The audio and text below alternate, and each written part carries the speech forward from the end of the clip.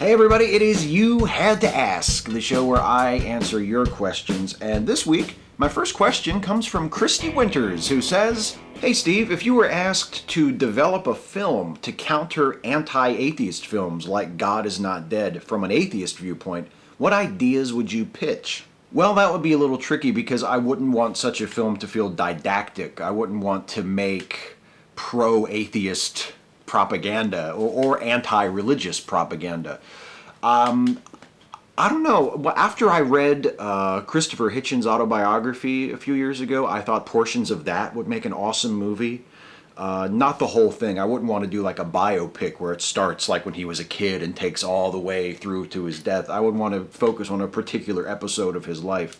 No matter how you feel about him, I think he's a fascinating character, and I think his story, his life, could provide material for a really, really interesting film. And there you would have a protagonist in the center of a story that is an avowedly non-religious, atheistic person. I think that would be a great sort of movie. So just having a film where there are characters, or at least one main character, that has that as a part of his or her persona, where their atheism or agnosticism or non-religious viewpoint, however you want to describe it or express it, is an important part of who they are and informs their character and influences their character. That would be something. That would be the sort of thing I would aim for, not like a presentation piece, sort of an after-school special about why you should be nice to atheists or why atheists aren't bad people. I wouldn't want to do something like that. John Cullen, "Hey Steve, I was wondering, did you know anyone who died of cancer? One of your last videos on the good news had a new discovery about turning off one of the genes that starts to sometimes go wrong and create a brain tumor. Correct me if I'm wrong. I thought you seemed to talk about the subject with such ease. I couldn't tell if you had ever known someone who was really close to you and died, or if it was a while ago and you're long over it. But for me, it seems every time one person gets over cancer, two die of it. And my own family has fought it so many times, it's a very scary subject for me, seeing as a lot of your chance for cancer is genetic." Yeah, I've known people who've died of cancer. My aunt, one of my mother's sisters, died of cancer. And she and I were not terribly close. Like, I can't say that I was deeply affected by her death. We never really knew each other that well. But she died of cancer. And I've known people who have had cancer, who are cancer survivors. So I do have personal connections to it. But those don't really, I guess I have sort of an emotional distance from it.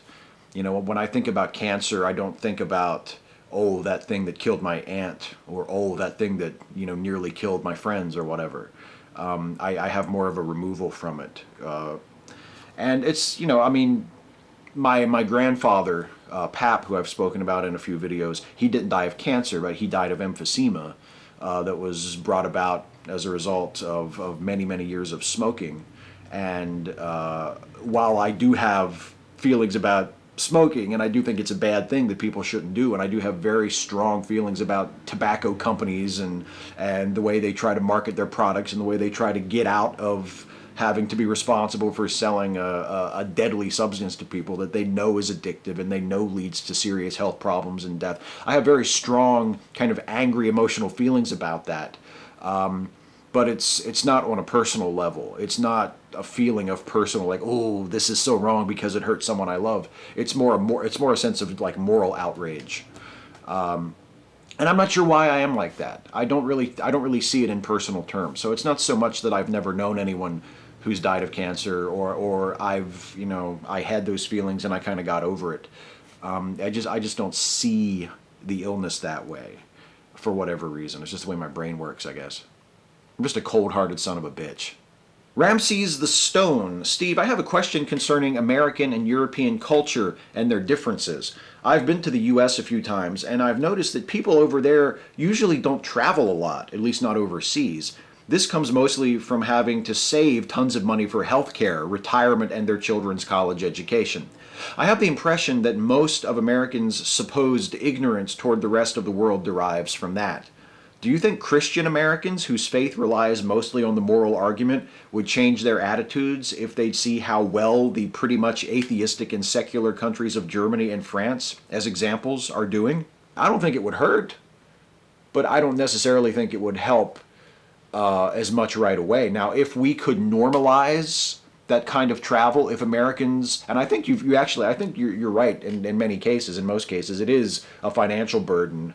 It is the idea that we have to be very careful with our finances, those of us who are not fortunate enough to be wealthy, because you never know what's coming around the next corner. You never know when you're going to have a health crisis, or if you have kids, you have to make sure your kids are taken care of, both in terms of their health and their well-being and in terms of their education. And you have to be sure you're provided for in your retirement. These are all things that are on a lot of our minds all the time and are very real concerns. And if there could ever be a day when we could have these burdens lifted from us, at least to an extent, so that it's not such an urgent concern, where we would feel comfortable, where we would not only be able financially, but also feel comfortable emotionally and mentally, traveling abroad more often, visiting different cultures, seeing how people live in different parts of the world.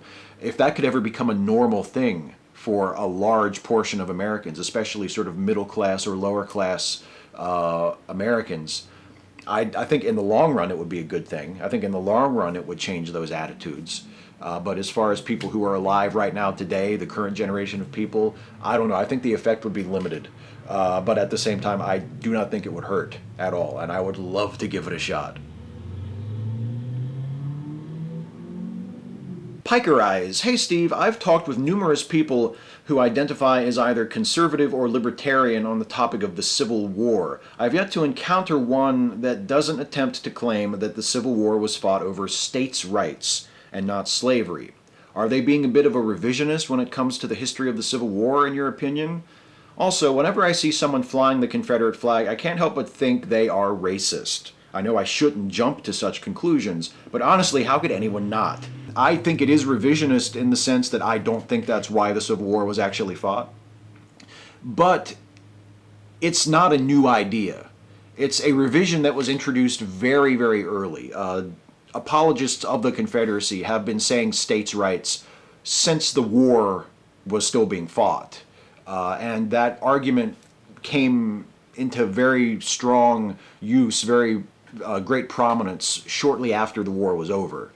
Southerners almost immediately started trying to change the narrative from a war to defend slavery, or a war to, sort of thwart Northern aggression, to a war fought for states' rights, because states' rights makes it sound like it's noble, like they're fighting for liberty, they're fighting for their rights, states' rights against the overbearing authority of the federal government.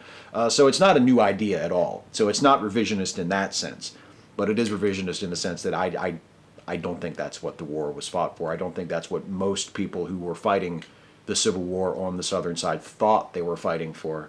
And even if you can somehow come up with a rationalization to say, oh no, it's states' rights, if you can somehow come up with a way to frame it that way, it reduces to slavery. The issue at hand was slavery, and the South worrying that the North was going to force them to give up slavery. That's that to me, at the simplest level, when you reduce it down as far as you can take it, that's what the war was about, slavery. That's what states' rights was about. Jason with a D. Hey Steve, what you up to? Making some videos? Cool. So I heard you have a problem with the TV classic MASH. Oh, no, that's fine. Everyone's entitled to their own opinion. So, since you think that multi-award winning Touchstone MASH is a steaming pile of horse apples, Oh, I know you didn't say that. I'm just paraphrasing what is no doubt your internal monologue. Anyways, since you feel that MASH was an 11-year blight on TV and doesn't deserve the praise of millions, what TV show do you feel was underrated when it was on TV? See, here's the thing.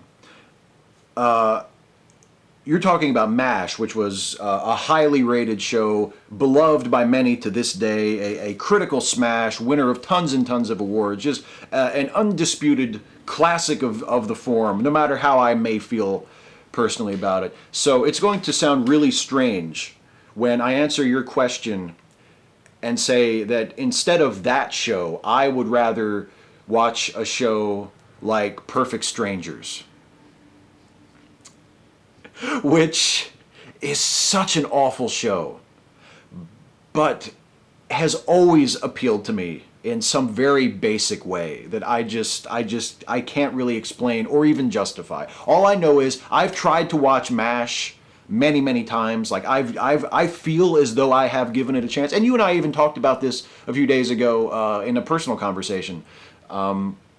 And I get completely the people who say that MASH was a great show, and all the things that you said and all the things other people have said in defense of it, and about how innovative it is and how it didn't rest on its laurels and it used its success to be able to experiment with different narratives and different ways of telling stories. And I grant you all of that. All I'm saying is, all the times I have watched MASH, it has never really gotten to me.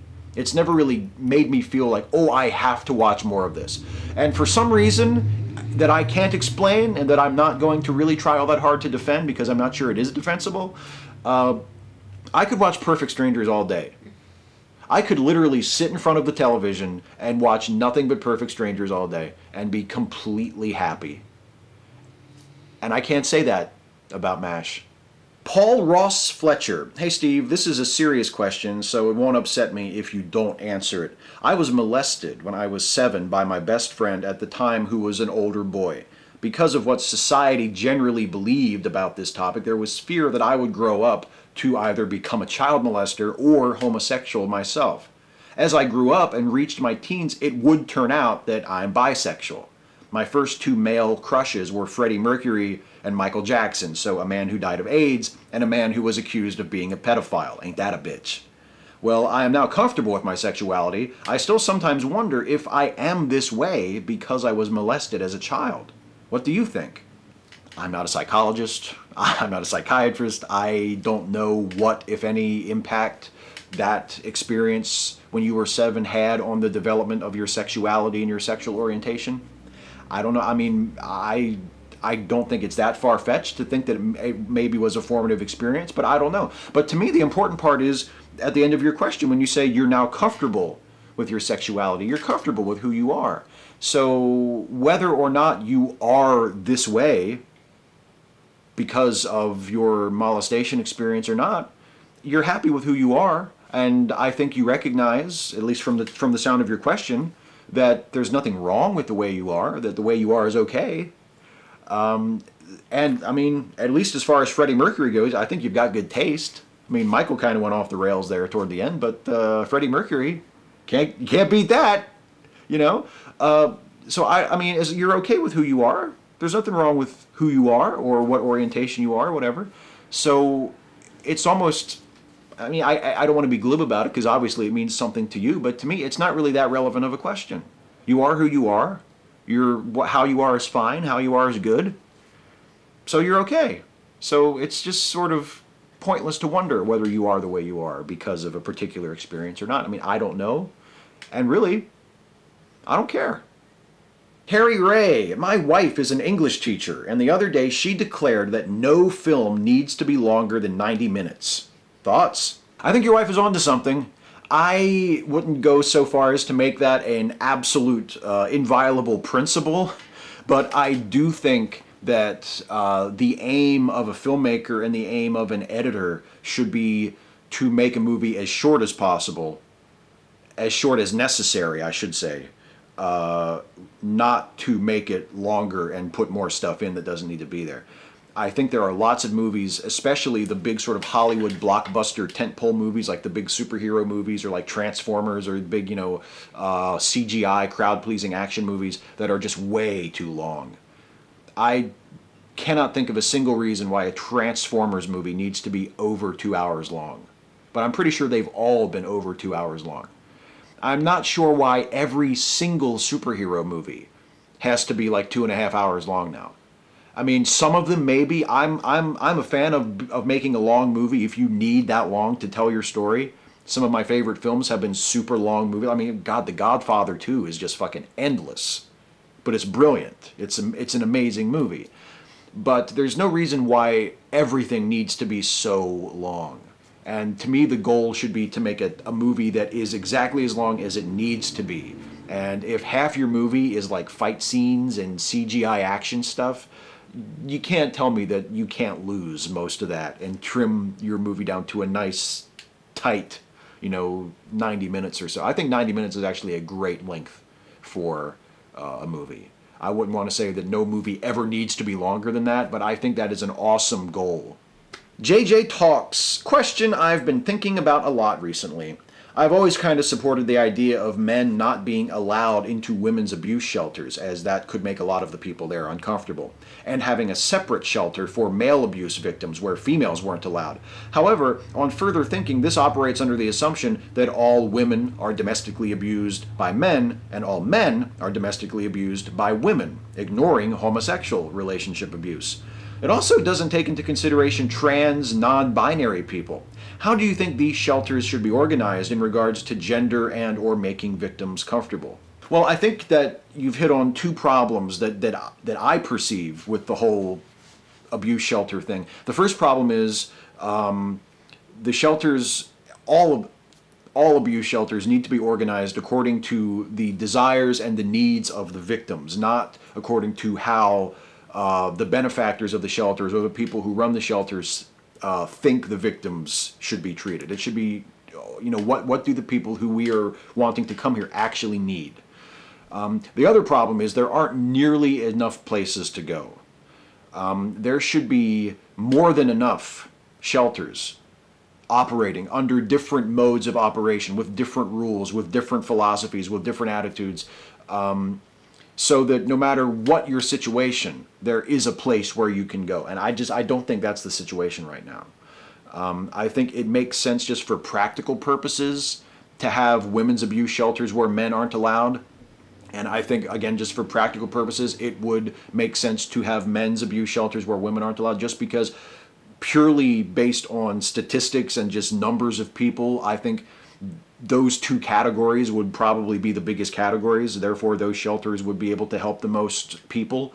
But that's a really shitty calculation to have to make. I mean, in a perfect world, there wouldn't be a need for abuse shelters. In a perfect world where there was still spousal abuse, there would be enough shelters for everybody, and there would be enough diversity among the way the shelters operate and the focus of the shelters that people would be able to have a place to go no matter what their situation was, no matter what they particularly were dealing with emotionally or physically. There would always be some place where everybody could go. It's not unusual at all for shelters, I know in my particular area and just all over the country, to have waiting lists where even if there is a shelter, there might not be a place for you when you need to go there. That's just a horrible situation. It's something that needs to be dealt with immediately. It needs to be dealt with. It needed to be dealt with a long time ago. But you know what? This is America. This is the greatest country in the world. So I'm sure that it will be dealt with in some limited measure, probably by the time we die. Does that sound pessimistic? I don't know. It probably. It's pessimistic, but it's probably realistic too. Oh, thank Christ. It's the thunderclap, which means I can get the fuck out of this segment. And it's time for the lightning round. Rapid fire questions. Glib and adequate answers. Mark Norton. So if you had to eat a bag of dicks, raw, cooked, or jerkied? I gotta go with jerkied there, Mark. I don't really relish the idea of eating raw dick, and I mean, if it's cooked, then you're kind of at the mercy of whoever's cooking it. I'm not going to trust anybody cooking my dicks for me. I'm either going to cook them myself, or I'm going to do jerkied, because you really can't go wrong with a nice jerkied dick. Nice jerkied meat of any kind is really good. Drunken Prophet 23. Hey Steve, I'm starting a new YouTube channel, and one of the video series I'm planning to do will be sort of an Atheist Reads series, not unlike your own. My question is what to call it. Do you feel you have dibs on the An Atheist Reads title? Other working titles are Another Atheist Reads or Title of Book Read by an Atheist. What do you think? P.S. If this question doesn't make it into your video, can you shoot me a quick reply in the comments? Thanks, and keep up the great work. Well, yeah, thank you, Drunken Prophet. I don't have dibs on the title. I actually didn't make it up. I took it from someone else who did it before I did it.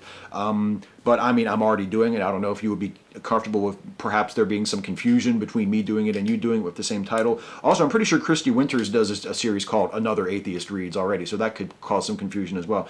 I don't know, you could do an atheist reviews, an atheist critiques, an atheist responds. I mean, there's all kinds of variations you could come up with to sort of make it your own. But it's I certainly don't have dibs on it either as a title or as a premise for a series. So, call it whatever you want and good luck to you.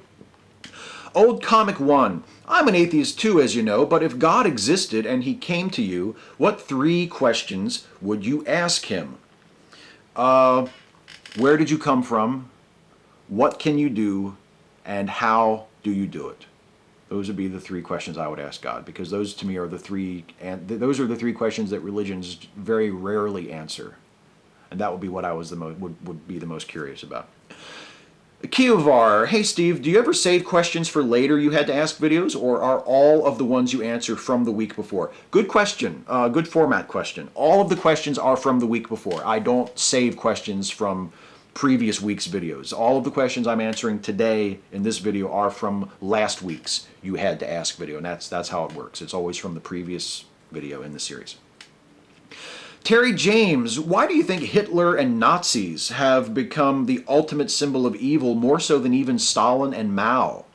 Well, I think the main reason is that Stalin and Mao were not involved in direct military conflict with the United States, and the Nazis were. Hitler and his Nazi regime were not only involved in direct military conflict with the U.S., but they were also involved in direct military conflict and military conquest of the entire continent of Europe. So I think they just have a much more overtly aggressive, violent, evil reputation that the Stalinists and the Maoists, even though they have their own crimes that they're guilty of, and you can make a very legitimate case that either of those regimes did more long-lasting damage and harmed more people than the Nazis did. The Nazis were the angry, violent, scary ones that we actually had to fight. So I think that would be the answer to that. Don't touch me there, Granddad. I'm waiting till marriage.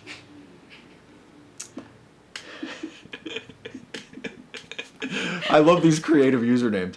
One of the reasons bestiality is illegal/immoral in society is because animals can't consent logically like humans can. Well, what if one says the apes evolved like the Planet of the Apes, where they could understand logically like humans, and some humans and apes dated? Would it be legal then? What would your opinion be in that situation on the apes and humans' romantic relationships if it's consensual and no one is getting hurt? Would you be for it or against it? P.S. Bestiality is not my thing. I find it gross, but I was just wondering about that scenario. Yeah, you were just wondering about that scenario. It's not your thing. You're just, curious. If the apes were sentient and were capable of making an informed consent, then I got no problem with it. So I guess what I'm telling you is, if the day ever comes when apes evolve to the point where they can give informed consent to sex, you have my permission to have sex with an ape who wants to have sex with you. So sleep easy, my friend. Anal Explorer. The hits just keep coming, don't they? Lightning round. Hey, sexy Steve. Did you like or agree with how they made Pa Kent die in Man of Steel versus the heart attack version? I personally like the heart attack better because it's something Superman straight really can't fix. The tornado scene was stupid. Superman could have saved the dog and just run back with the speed of a normal but really fast human. Thoughts? Thanks, sexy Steve. P.S. Toby Benson keeps exploding baby batter inside my grandmother's tampon tunnel, and his nuts keep hitting her asshole every time he thrusts. Tell him to stop, please. Yes, I like the original, the Superman the movie version of Paul Kent's death, where it's a heart attack for the exact same reason you described, because it's a natural thing that Superman can't prevent, as opposed to the stupid, contrived Man of Steel version where he gets carried up in a tornado and I guess is dropped off in Oz somewhere. And Superman just stands there holding his dick like an idiot, watching his father get taken up in a tornado. Yeah, heart attack's much better than that. As for Toby Benson, first of all, I don't know for a fact that Toby Benson is doing that. I don't watch him every second of the day. And second, I am definitely not Toby Benson's boss. So I couldn't get him to stop doing that, even if I knew he was doing that and if I wanted him to stop. He doesn't listen to me. So take it up with Toby Benson, I guess would be my advice to you. And be polite when you bring up the subject. Dr. Themo, if a megachurch invited you to speak to the congregation about atheism, what would be the number one thing you'd like that congregation to come away from that service understanding about atheism? Probably that atheists are sincere in their non-belief, that we're not just pretending to not believe, or we're not saying that we don't believe because we're angry at God or because we had a terrible experience at church when we were kids. There's a lot of misconceptions about atheists that sort of center around the idea that we don't really disbelieve, that we're just saying that. I would want to convince people that no, we're being honest when we say we don't believe in God. We're not just making it up. We're not just saying that and not meaning it. We're being honest that we really don't believe, because I find that to be such a common perception of atheism. Radical Bacon, what's your favorite Ken Burns documentary? Have you watched all of his work? I don't think I've watched all of his work. Actually, I know I haven't. I have never watched Jazz. I've always wanted to, but I've just never gotten around to watching Jazz. My favorite is the Civil War. I think it's one of the best things on TV I've ever seen in any format. And of course, I also love baseball. I have both the Civil War and baseball on DVD and watch them relatively frequently. So those would be, Civil War is my favorite, and baseball. And he did a really great one-part, sort of a 2-hour movie kind of documentary about the history of radio called Empire of the Air, which is just awesome. So I really like that one too. But I'm a big Ken Burns fan just in general. Ezra Henderson. Hey Steve, what is your favorite Bible verse? I like 2 Kings 2:25, when God kills kids with bears. I don't know if there are bears in the Middle East. I like this verse because people defend how good God is, and his actions in the Bible are good in the context of the day and age. Yeah, that's a good one. It depends on what mood you're in. I actually like, and you asked me this on Twitter, and I gave you the same answer that I'm about to give. Matthew 25:40, which I think is one of the most beautiful written verses in the Bible, and expresses an incredibly important and powerful moral concept in really beautiful language. It's the one where, and the king will say, "Verily I say unto you, that which you have done to the least of these, my brethren, you have also done it to me." I think it's just a beautifully written passage, and I think it's a really extremely important moral idea. So that is my favorite Bible verse. It's Matthew 25:40. And hey, on that note of an atheist quoting the Bible, that is it for the questions. Before I get out of here, I'm going to do a shout out. And the shout out this week, such a good one. The shout out this week goes to sweetbabydeejus. He's one of the new generation. He's one of the up and coming young generation of progressive, sort of secular minded, politically interested YouTubers who are going to clean this dump up. No pressure, DeAndre. But you're one of the people that are going to clean this fucking shithole up.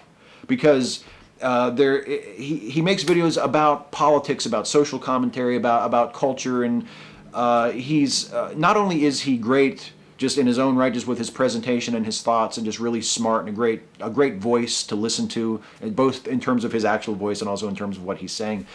His videos are very tight, very short. He knows the importance of getting to the point, and he can make videos that are only 3 or 4 minutes long, but are just packed with opinions and information and interesting stuff. He has learned a lesson that I have only learned intermittently, which is that it's important to get right to the fucking point and to make every minute count and not to waste people's time with like 10 or 15, 20-minute videos when you're saying shit that you could easily say in like 3 minutes. Related to what Harry Ray was saying about movies only needing to be 90 minutes long. Make it as long as it needs to be. If you can say something and make it sound awesome in 3 or 4 minutes, then fucking do it. Don't take 15, 20 minutes, or even like 30 minutes, like this shit here, to do it. So that's your shout out this week. sweetbabydeejus. He is awesome. Subscribe to his channel. Like his videos. That's an order.